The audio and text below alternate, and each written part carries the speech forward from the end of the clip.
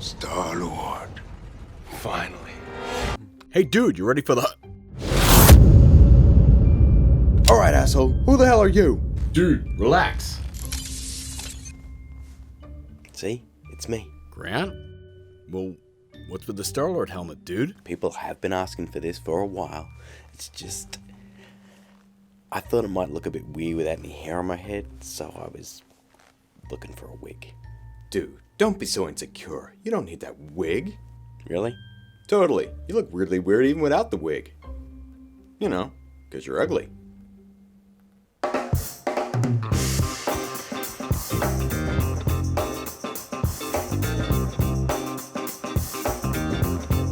Hey guys, welcome to Film Learnin, the show dedicated to learning some filmmaking and learning good. And yes, it's finally here. It's finally done after God knows how long.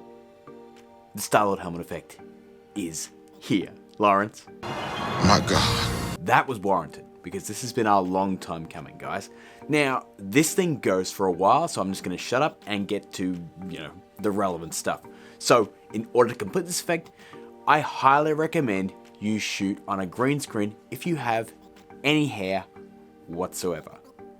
Totally recommend you shooting this on a green screen, guys, because otherwise you're going to have to roto out any hair that goes on the inside of the helmet. That sounds like a nightmare to me, so shoot on a green screen. Okay? Secondly, I would recommend shooting your actor from a lower angle or a sort of 3/4 side angle so you don't actually see the inside of the helmet. A lower angle is really going to help out with that. You don't want the actor tilting their head down or moving their head too far side to side. Additionally, make sure they don't move their head around too much. You want to keep them as still as humanly possible. If you want to do a whole bunch of crazy movements like this, you're going to need a practical helmet because this is going to break down really quickly inside Cinema 4D's object tracker. Speaking of Cinema 4D, you are going to need the full version of Cinema 4D, at least release 19 or above. Otherwise, you're not going to be able to do that object tracking. And finally, of course, you need to head to filmlearnin.com/downloads and grab the Star-Lord helmet effect helmet download pack. Whatever it's called. It doesn't matter. You gotta go there, you gotta download it. Once you've got all that, let's get to work, shall we? Okay guys, here we are in Cinema 4D, and our very first step in this process to add that Star-Lord helmet effect onto your footage is to motion track your footage in 3D space. And for that, we use Cinema 4D. Now this is the full version of Cinema 4D, as I mentioned at the start. If you have Cinema 4D Lite, you are not going to be able to do this. So what I'm going to do is just head up to Motion Tracker, and we're going to grab a Motion Tracker. Now, right off the bat, you'll see the Footage tab is open, and that's just where we're going to plan our footage in order to track it. So let's just click on these three little dots over here, and you can see I've already rendered out our footage here as an image sequence, a PNG image sequence. Now, it doesn't really matter if you do a Photoshop sequence, but I don't know, I just prefer PNG. So we're just going to click on bum00. I name things weird. And here's our footage. Now what I'm going to do is just hit the play button, and that's going to allow Cinema 4D to cache all those frames so it won't play back so jittery. So you can see now, plays perfectly. Now one thing you will notice is that the footage is looking a bit iffy here. It's looking a little bit pixelated, a little bit crappy. Then that's just down to here. We've got the resampling set at 33.333. Basically, it's cut our footage quality down a third. Now, what I usually do here is just bust this up to 75% so we get a little bit more clarity, but we're not going, full HD in, because that's going to cache a lot more information into your cache folder. So I'm just going to play this again all the way through. That way we're caching those frames again, and we've also got a lot higher quality to work on our tracking markers.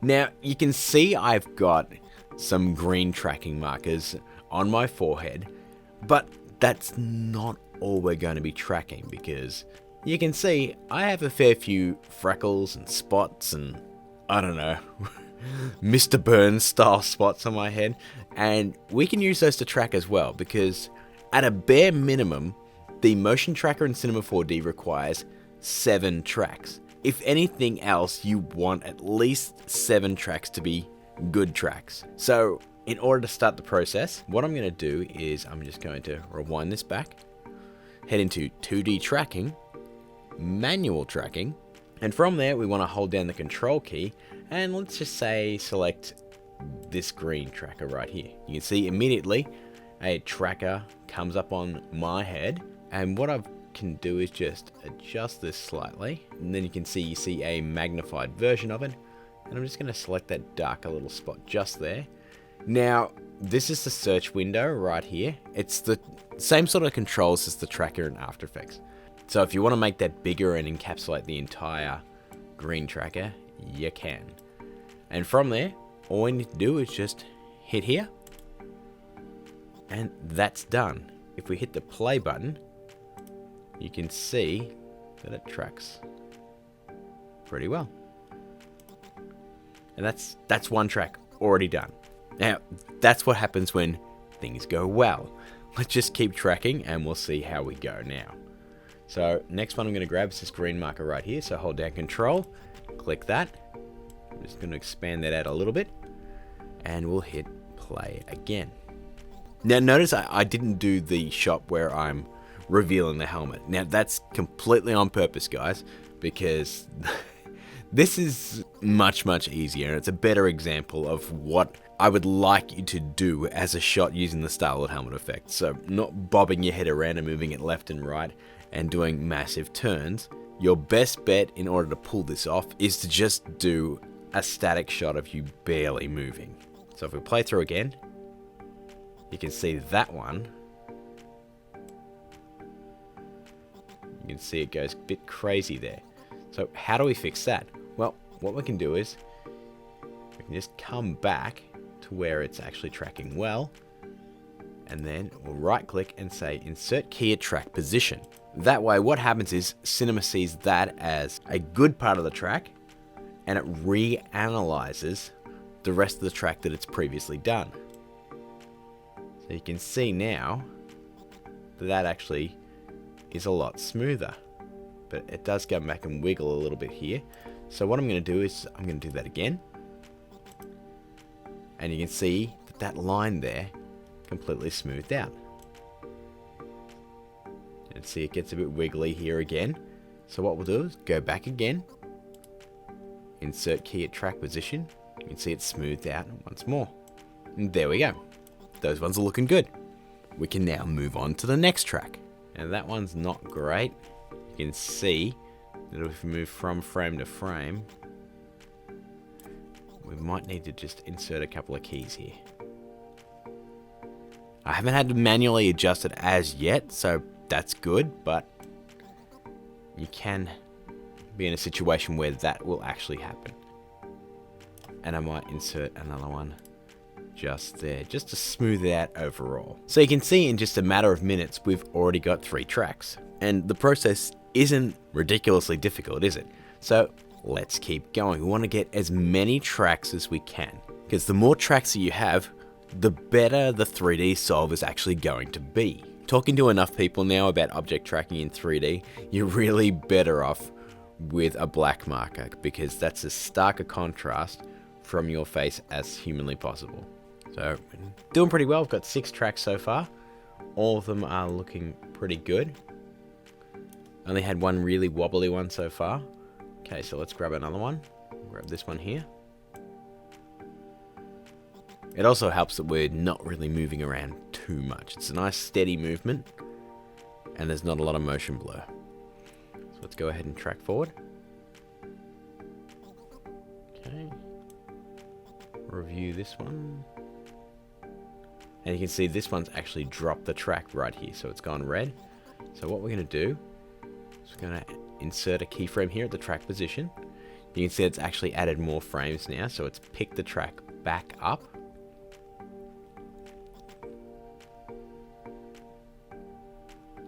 And there we go. So you can see just by adding that keyframe there, Cinema 4D was able to recognize, this is where I was tracking, and it reestablishes that track. And now that one works fine.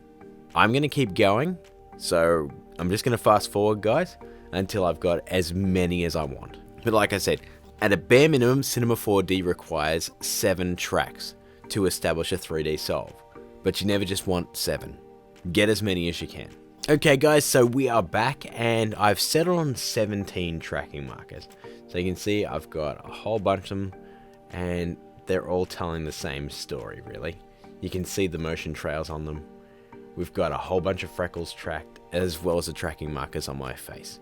So what's our next step? Well, we just head back up to motion tracker. We want to grab object tracker.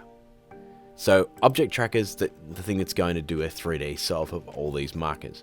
So you can see it's opened a tab called trackers. So what we want to do is just click and hold down our mouse and draw a lasso around all of those tracking markers.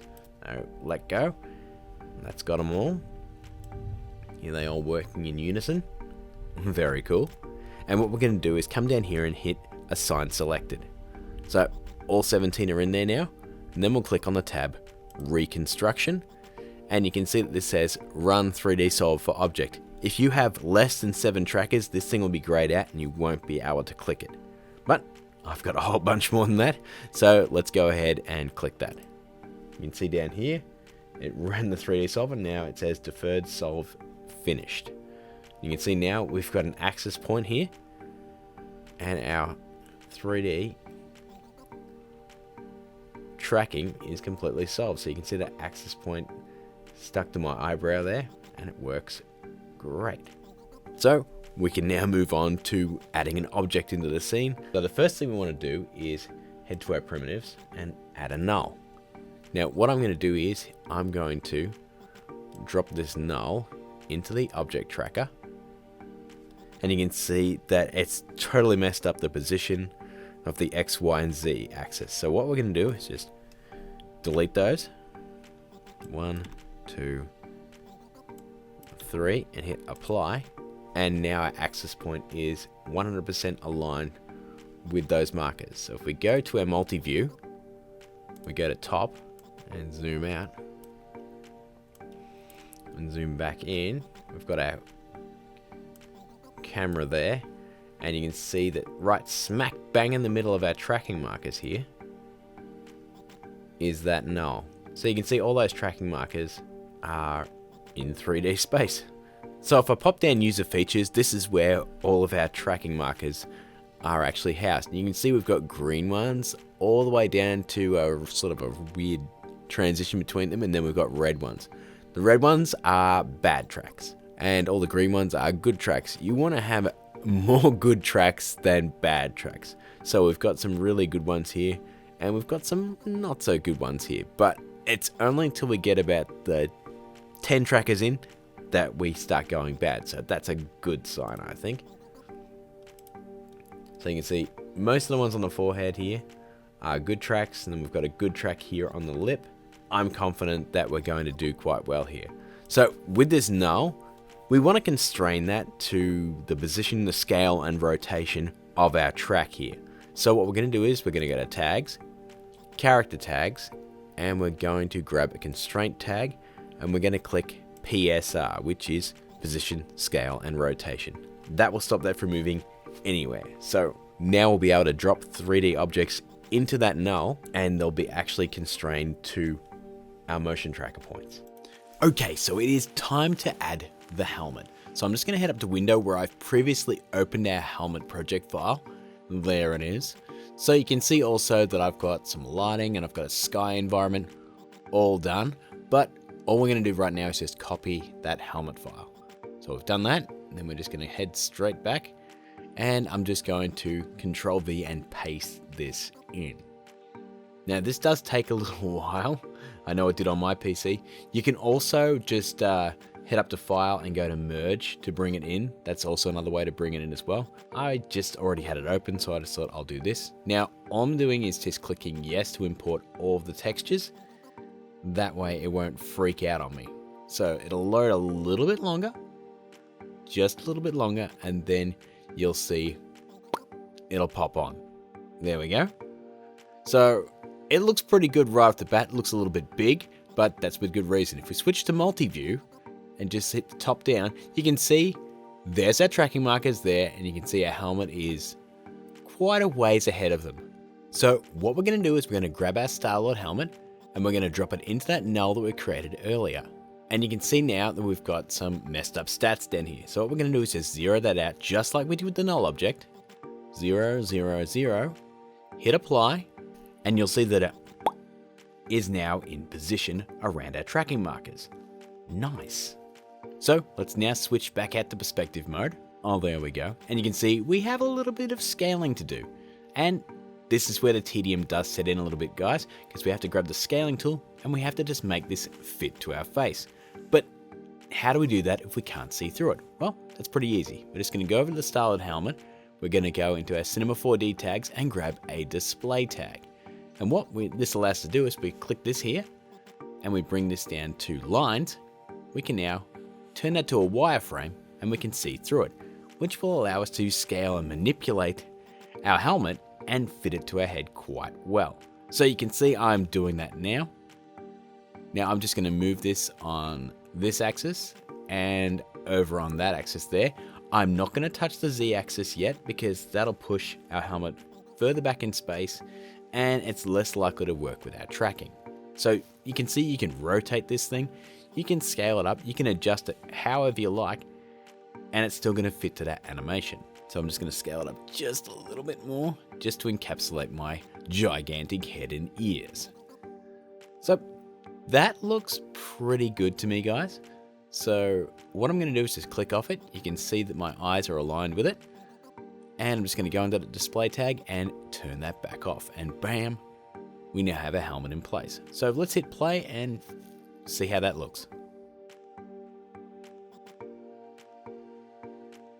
So you can see as it plays through, it looks pretty good. I could see my ear just popping out a little bit there, but you can see the tracking works just fine.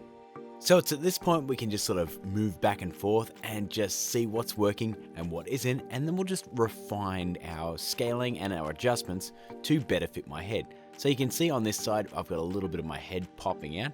So what I'm going to do is I'm just going to grab our helmet and I'm just going to move it over a little bit so it takes over that part of my head and it's not popping out anymore.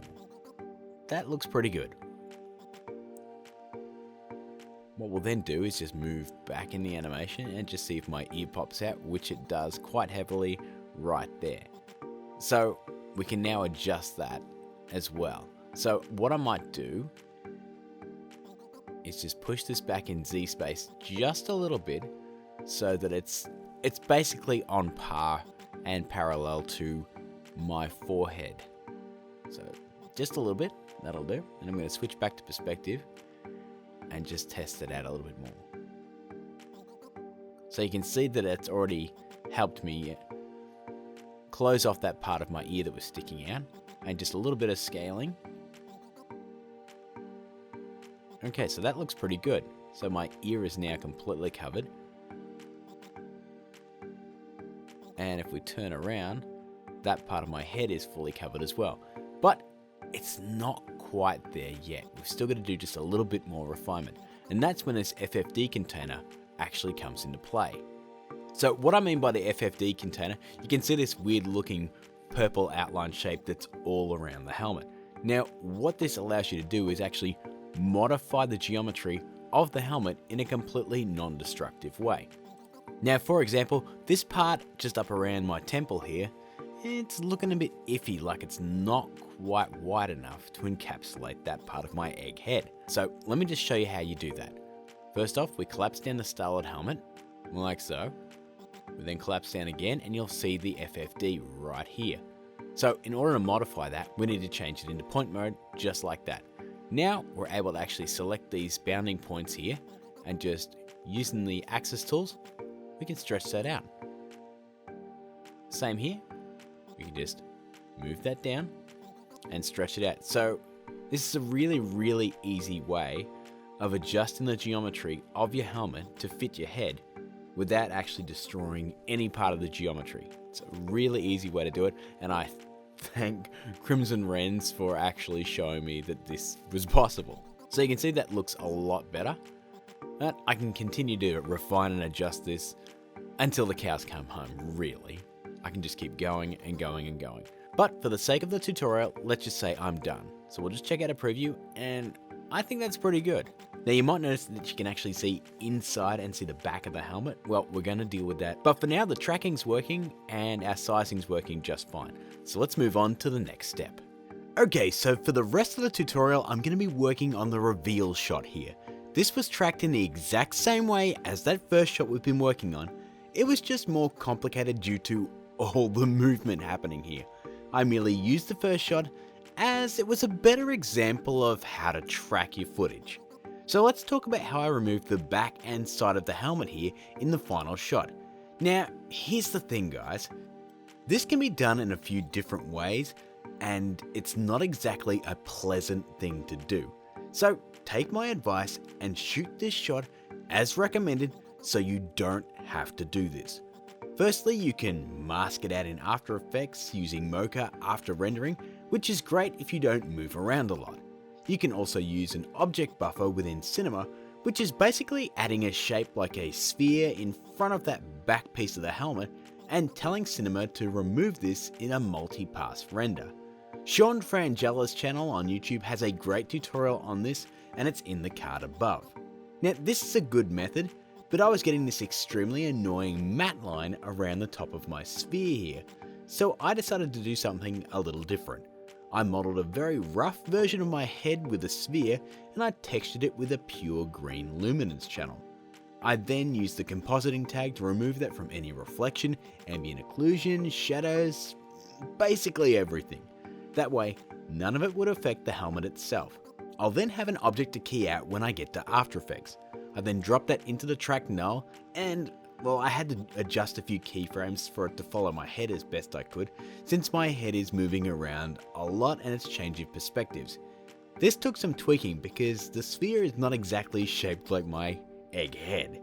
I then imported that render into After Effects and I keyed it out. Now guys, the reason I'm not going through that step by step is because basically it only worked because I'm bald.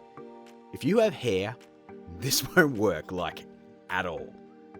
Anyway, if you shot this correctly, you don't have to bother with all this crap. So shoot it correctly.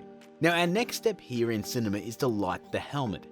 You can see I've already added some lights to my shot to best match the lighting conditions in the scene. Now this one is a hard one to explain, but essentially you just need to experiment with the lights until you're happy that the helmet looks right and looks like it belongs in your shot. So you can see in the original shot, I have this hot spot on my head.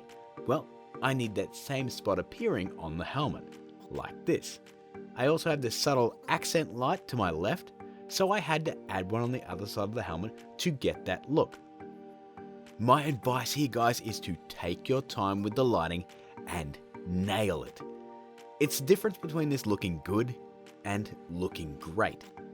Now let's move on to rendering some passes, because we need to do that. We actually need 3 separate renders of this helmet in order to pull the effect off. One normal pass like this, we'll call this our hero pass. One with our eyes turned off like this, and one that's a wireframe pass like this. So let's start with the first pass. Let's head to render settings, designate a save location like so, and hit render.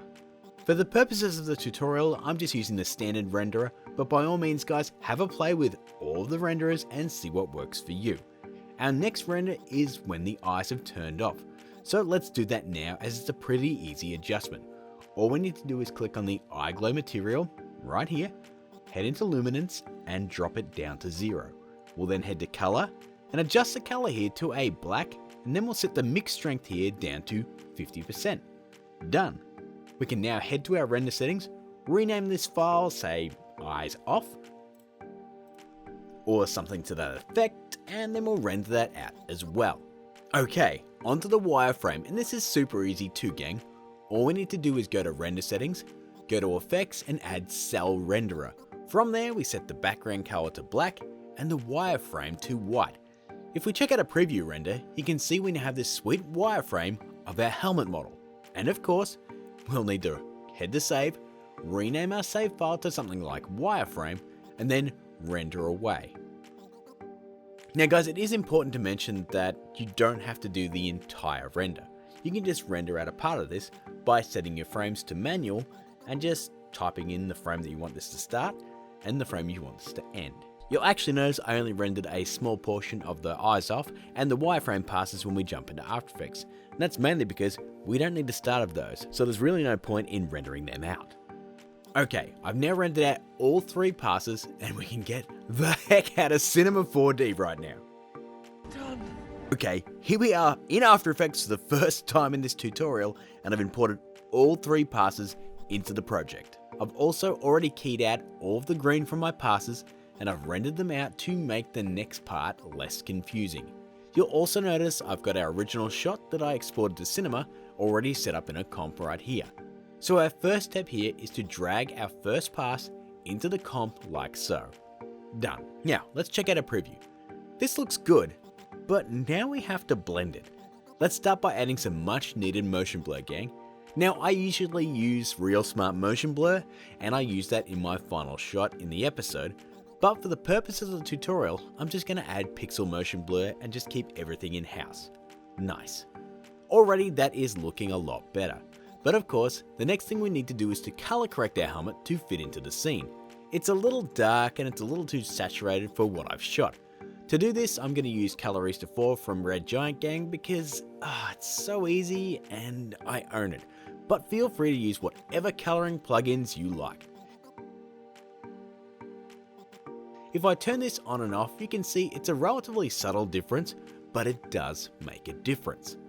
Awesome. Our next step is to bring in our eyes off pass and combine these 2 passes together. In order to do that, our first tip is to right click and pre-compose our helmet layer. Let's name this, say, Helmet 01 and make sure that all attributes are moved into the new comp. From there, let's grab our eyes off sequence and drop that into our Helmet 01 comp on top. I'm then going to trim the sequence to start just after my head tilts. That kind of signifies that I've pushed the button and deactivated the helmet.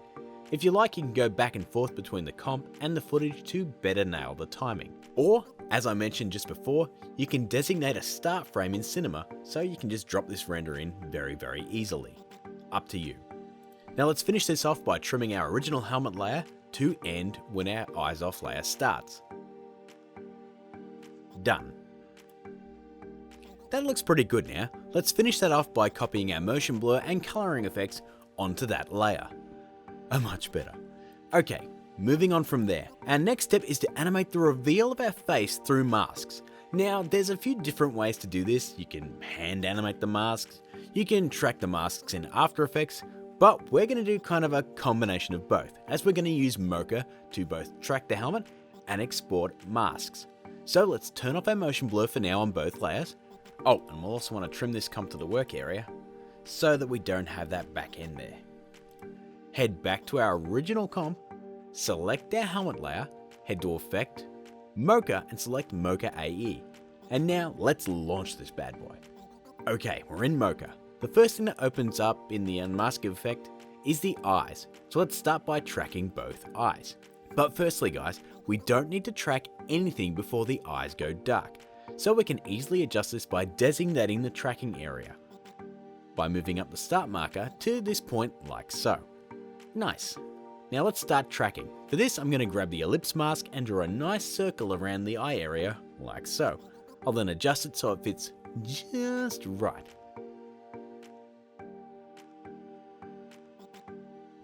There we go. Now let's set this to 90% and then we'll hit the track forward button. This looks pretty good, but if you need to make any adjustments, do so. I'll then follow that up with the other eye.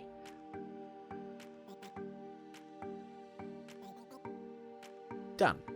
Now we need to do one more track on the middle part of our mask, sort of the nose bridge if you will, as this will form the basis of our reveal effect. So let's grab the X-Spline tool and draw kind of a shape like a nose bridge. That looks pretty good. We'll then make sure we have the same settings, 90%, and then we track forward once more.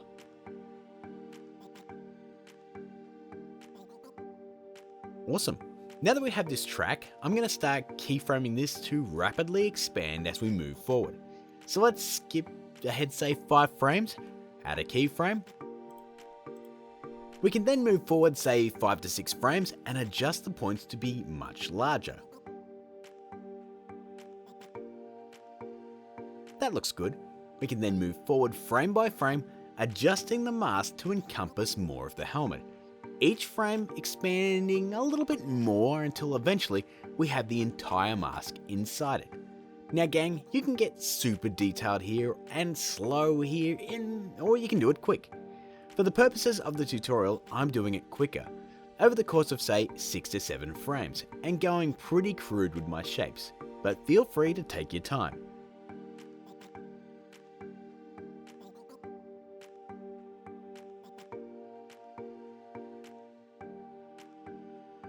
The end result should look like this. Okay, that looks like absolutely nothing at the moment, but let's save and head back to After Effects. Okay, back in After Effects, we'll head over to the Effects panel, collapse down the Matte menu, and all we want to do is hit Create AE Masks, and bam! We now have fully tracked and animated masks on our helmet. But you can see we have a problem. They just kinda turn on out of nowhere, and that's a not good. So how do we fix that? Easy actually. With the helmet layer selected, we're going to hit MM on the keyboard, and that'll drop down our mask settings. From there, we want to start with the eyes. Let's find mask expansion right here. Now what we want to do is say move 2 to 3 frames forward into our tracking animation. We'll then hit the stopwatch, and we'll drop down the expansion until the mask is no longer visible. Nice. We then want to skip ahead say 3 more frames, and we'll bring that expansion number back up to 0. Let's then repeat that for the other eye. There we go. And you can see now, the eyes go off, and then they open up with the masks and reveal. Awesome. Now we just need to repeat that for our nose bridge mask. This time we want to start the expansion animation maybe a frame before our eyes are fully revealed, say right here. So let's hit the stopwatch here. Then let's drop the mask expansion down until it is completely gone. We can then skip ahead around 5 frames or so and bring that number back to say 30. That way it's expanded well beyond its normal range. To finish this off, let's hit F and feather out all of those around 5 pixels. Let's check out a preview now. Nice, we've successfully animated the removal of the helmet. Now like I said guys, you can have a play with these keyframe settings and just do this however you want. But just for the purpose of the tutorial, it's done. Now all we've got to do is just add the effects on top and I can finally go to sleep. So how do we add those effects? Well, there's a few steps, but our first step is to duplicate this comp, but not here. Not here in the comp, over in the project window. This is because we want a new copy of the comp, not a duplicate. Now I know that doesn't really make sense, but trust me on this one. So what we're going to do is just open this new comp up now, and we'll head back to our original comp, hit M to reveal all the mask animation, select all 3 masks, hit copy, then we're going to head to our new comp, and with our helmet layer selected, we're going to paste that mask animation on it. We now have our helmet reveal animation pasted onto a new layer. So why did we do that? Well, this is going to be the base for adding all those cool dematerializing effects on top. So let's get started with that. Now one thing we've run into is a little bit of an issue. It's this, we pasted that masking animation on, but nothing's happening. That's kind of weird. And that's all down to our pixel motion blur here, which we don't actually need the pixel motion blur or the coloring for this. So what I'm going to do is just completely delete those. And you'll notice when I delete the pixel motion blur, our mask animation returns. Now also guys, we don't need this part at the start either. We're just needing this bit where the eyes turn off and our masking begins. So I'm just going to go ahead and just trim the comp to the work area. So if you need to know how that's done, all we need to do is just head to this area right here, hit B on the keyboard, and then we're just going to right click and go trim comp to work area. Okay, let's get started. First, let's head to Effect, Stylize, and grab Find Edges. Then let's hit Invert on that. Second, we're going to head to Color Correction and grab Photo Filter, setting that to Cooling 82, and we're going to crank that to 100%. Now guys, if you want to use a different photo filter color, by all means do. This is just the one I used. Third, we're going to head back up to Effect, to Stylize and add a glow. And all we're going to do is set the radius to 47. Fourth, we're going to head back up to Stylize again and add a Roughen Edges. Let's set the sharpness to 2.63 and the scale to 12. Fifth, let's add another instance of glow. Yeah, and we're going to set the radius to 47 once more. Sixth, let's head to Distort and add a Turbulent Displace.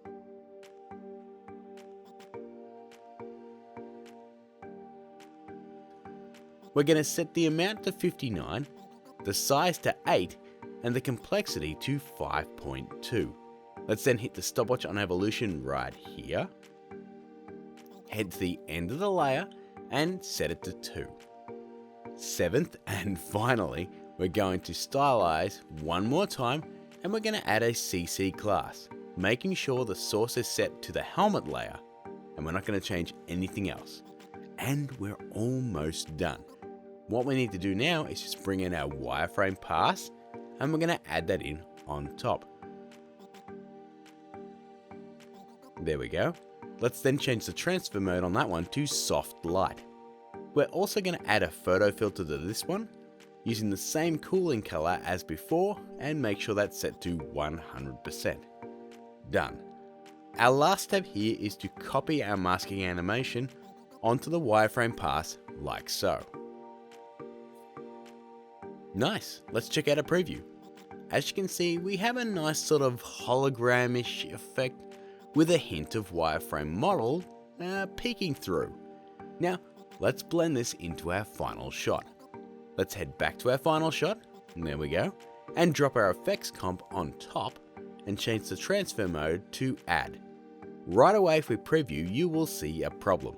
Our effects just kind of go bleh, and then they're on, and they're also all over the helmet, and that's not what we want. We only want them to be on the edges.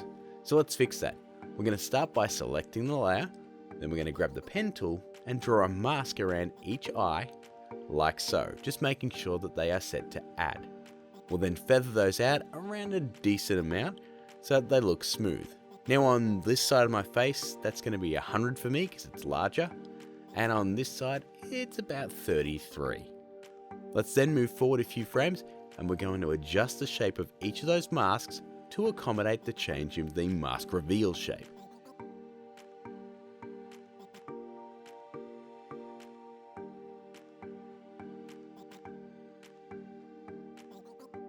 We can then move forward frame by frame, like I'm doing, until we reach the end of the mask animation, like so. As the mask changes size, you can also animate the mask expansion to make the shapes bigger if, you want to get lazy. I'm not going to hold that against you after all of these steps. Alrighty, let's check out a preview. This is looking awesome, and it's essentially done, gang. Now one thing I'm going to do is I'm going to duplicate our effects comp, change the transfer mode to screen, then I'm going to head up to Effect, Blur and Sharpen, and grab ourselves a good old fast blur, and I think I'll crank this up to around about 15. That'll just give our glow a bit more of a glow? Either way, it looks better. We just have a couple of cherries on top of this tutorial sundae to sell this just a little bit more. And that's adding some simple shadows. One under the chin, and a shadow underneath the helmet that is casting onto the face when the reveal happens. This is something that everyone requested after the teaser episode, and both of these are pretty easy to do. Firstly, we'll duplicate our original helmet layer right here. We're then going to head to Effect, Perspective, and grab Drop Shadow. We'll then check Shadow Only. Next, we want to make sure that it's under our original helmet layer, which it is, and now we can have a play with the shadow and blend it in to suit your shot.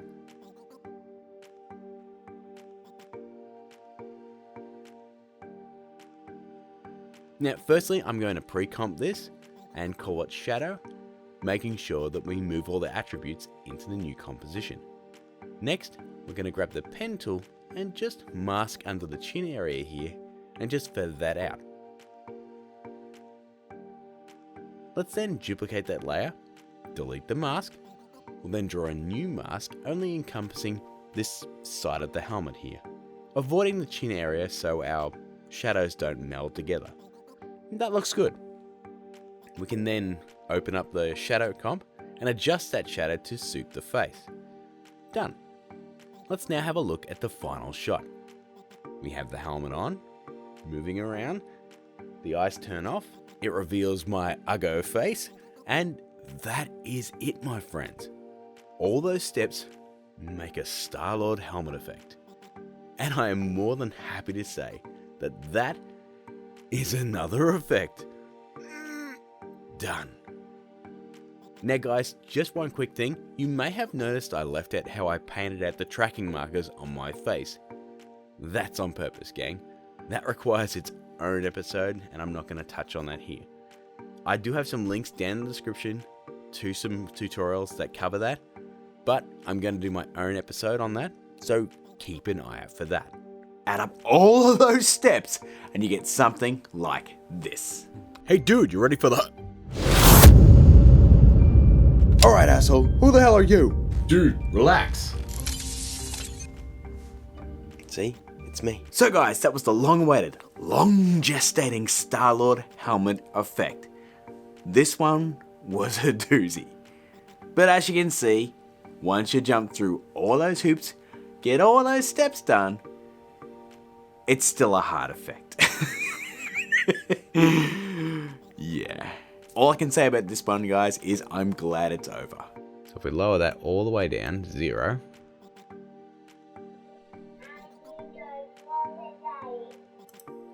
And that's Dexter wanting to go to the toilet. I'm going to be moving on to some much easier effects and probably some harder ones in the future, but what can I say? This one is done. I also want to give a big shout out to Crimson Wrens, who not only textured that model, but he also saved me from insanity by teaching me how to use the FFD filter.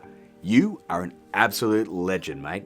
And this episode has gone on long enough, so I'm just going to say, if you did enjoy the video, please smash that like button. I really do appreciate it, and it really does help out, guys. And hey, if you are new here, hit that subscribe button below and turn that notification bell on so you don't miss a single Film Learning episode. I've got 2 other episodes right over here, and we've got like 200 odd episodes on the channel.